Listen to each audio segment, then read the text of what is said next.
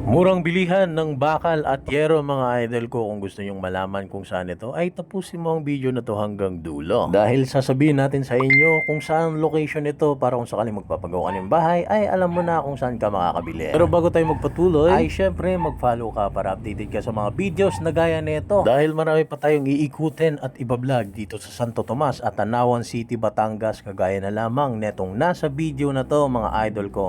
At yun na nga po mga idol ko, kung sakaling magpapagawa ka ng bahay ay kailangan mo tong malaman dahil dito ka makakabili ng mga murang materyales. So kilalang kilala po ito ng mga karpintero at mga kontraktor dahil karamihan po ay dito sila bumibili mga idol ko. Located lamang ito sa Poblacion 1, Santo Tomas City, Batangas mga idol ko. Siya nga pala, ang available lamang dito ay yung mga metal paring, mga bakal, mga yero na iba-ibang disenyo, makakapal man at hindi. Wala po ditong nagtitinda ng plywood, wala din po ditong tindang semento at wala din tindang mga hollow blocks mga idol ko. Pero pagdating sa materyales ay maaasahan mo sila. Kaya naman kung gusto mo makamura mga idol ko ay punta ka lang dito sa Santo Tomas sa Poblacion 1 sa likod lamang ng munisipyo ito. Saka pala huwag mong kalimutan mag-follow para updated ka sa mga videos na gaya nito dahil marami pa tayong i-vlog dito sa Tanawan at Santo Tomas. Ang address na ito mga idol sa Poblacion 1, likod lamang ng munisipyo.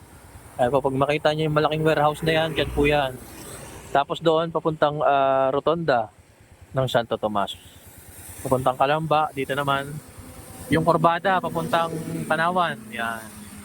Dito naman, papuntang munisipyo pag dinaretso mo. So yan po ang pinaka-address niya. Poblacion 1, pinagtanong niyo sa tricycle, Bakalan kung tawagin ng Palayaw, Bakalan.